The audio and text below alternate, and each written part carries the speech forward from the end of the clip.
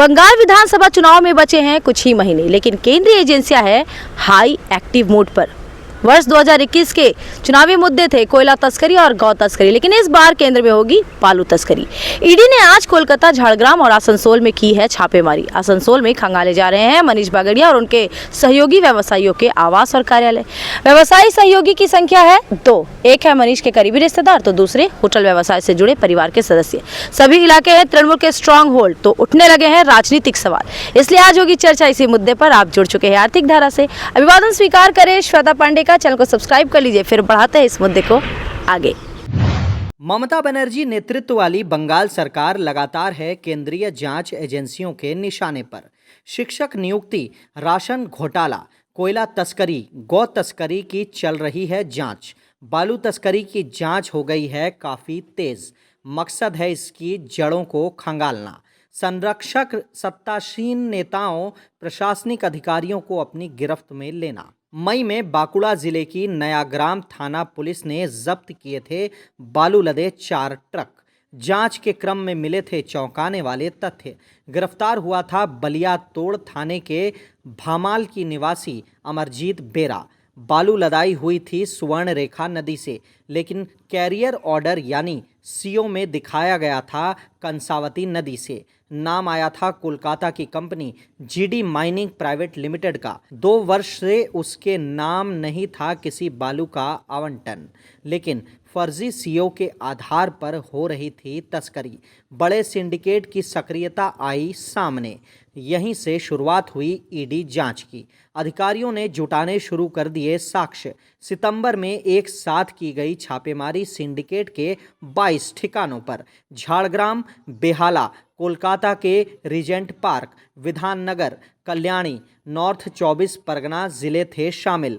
झाड़ग्राम के गोपी वल्लभपुर निवासी शेख जहीरुल अली, मिदनापुर शहर के सटे शिरोमणि 5 नंबर इलाके के यमुना बली निवासी सौरभ रॉय, रीजेंट पार्क के रहने वाले संजीव बॉयड के कार्यालय, आवासों में हुई सघन जांच। बेहाला स्थित जीडी माइनिंग प्राइवेट लिमिटेड थी जांच के केंद्र में। ईडी का दावा है बड़े पैमाने पर बरामद हुए ई चालान। जांच में चौंक गए अधिकारी। ई चालान बनाने में हुई थी उच्च स्तरीय वैज्ञानिक जालसाजी। ई चालान में बालू माइनिंग, ट्रांसपोर्टिंग के लिए ऑथोराइज था सौरभ रॉय। ई चालान पर लगे क्यूआर कोड में था अलग ही लिंक। खोलने पर मिला authorization Vineet Infotech private limited का। राज्य स्तरीय तस्करी में अर्जित राशि निवेश होती है बीमा कंपनियों में। हवाला के माध्यम से पूंजी जाती है विदेश। विदेश की कंपनियों में भी होता है उसका निवेश। पूरे मामले को समझने के लिए खंगालना होगा मिले तथ्यों को, पोस्टमार्टम करना होगा बालू तस्करी के इंटरनेशनल नेटवर्क को, इसके सिस्टम और बालू माफियाओं के वर्किंग पैटर्न का करना होगा विश्लेषण। तो समझते हैं सबको बारी बारी से। नदियों से बालू खनन के बाद जरूरत पड़ती है कुरियर ऑर्डर यानी सीओ की। इस पर होता है क्यूआर कोड। तस्करी के दौरान बनाया जाता है जाली क्यूआर कोड। सीओ में होता है ट्रक का नंबर। तस्करी में एक ही नंबर का कई ट्रकों का होता है इस्तेमाल। हाईवे पर जाने के बाद ही लग जाते हैं ट्रक पर सही नंबर प्लेट। फ़ोन से सूचना मिलते ही पुराने नंबर प्लेट लगा निकल जाता है दूसरा ट्रक। इस तरह से होता है करोड़ों रुपए का भ्रष्टाचार। अब लौटते हैं सिंडिकेट सदस्यों की तरफ। मुख्य भूमिका है संजीव बॉयड की। ईडी का दावा है वह है बीमा नियामक विकास प्राधिकरण यानी कि IRDA प्रमाणित बीमा एजेंट। बीमा एजेंसी व्यवसाय है महज दिखावा। असली काम है हवाला एजेंट का। अवैध राशि भेजने का काम हो या विदेशी कंपनियों में निवेश का, महारत हासिल थी संजीव बॉयड को। आरोप है कि बालू तस्करी की बड़ी राशि निवेश हुई है बीमा कंपनियों में भी। बेहाला में सक्रिय है जीडी माइनिंग प्राइवेट लिमिटेड। इससे जुड़ा है संजीव बॉयड भी। कंपनी के प्रतिनिधि के बतौर काम करता है शेख जहीरुल अली। कई वर्ष पहले वह चलाता था सड़क किनारे साइकिल मरम्मत की दुकान। बाद में बना ग्राम पुलिस वॉलेंटियर। समझ में आने लगी तस्करी। नौकरी छोड़ शामिल हो गया सिंडिकेट में।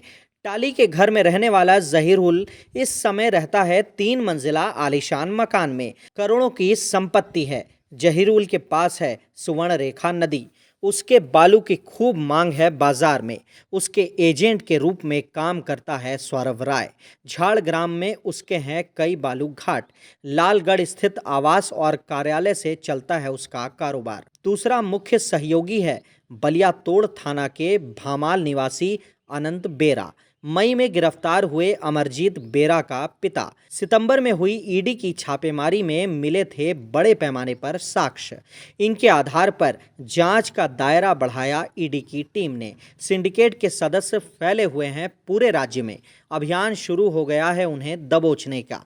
इसी सिस्टम से जुड़े हैं मनीष बागड़िया व उनके सहयोगी। शिक्षक भर्ती भ्रष्टाचार में आरोपी है पूर्व तृणमूल नेता शांतनु बनर्जी। उनसे पूछताछ में मिले थे बालू तस्करी के साक्ष्य। आरामबाग, गोघाट, पुरशुरा, बर्धमान के कई बालू घाटों में थी उनकी पार्टनरशिप। मुंडेश्वरी, दामोदर, द्वाकेश्वरी नदियों से होता है अवैध खनन। पहले थे मोबाइल दुकानदार, बाद में खानाकुल के राजाहाटी में बिजली विभाग में अकाउंटेंट, उभरे तृणमूल के शक्तिशाली नेता बनकर। अभी हैं करोड़ों के मालिक। ईडी ने आज छापेमारी की है आसनसोल, झाड़ग्राम और कोलकाता में, ताकि समेटे जा सकें सिंडिकेट के जमीनी रसूखदार। ईडी अधिकारियों का है दावा कि राजनेता और प्रशासनिक अधिकारियों के संरक्षण के बिना नहीं संभव है ये गोरखधंधा। उनकी पहचान के लिए जारी है जांच। तो देखना होगा दिलचस्प, कोयला गौ तस्करी के बाद बालू तस्करी क्या लाती है रंग। किन किन नेताओं की गर्दन तक पहुंचते हैं ईडी के हाथ। इस वीडियो में इतना ही। बने रहे हर अपडेट के लिए आर्थिक धारा के साथ, क्योंकि हम जुड़े हैं अपनी माटी अपनी धरती से। वीडियो पसंद आई है तो लाइक करें, लोगों के साथ शेयर करें, चैनल को सब्सक्राइब करके बेल आइकॉन प्रेस कर लें। नमस्कार।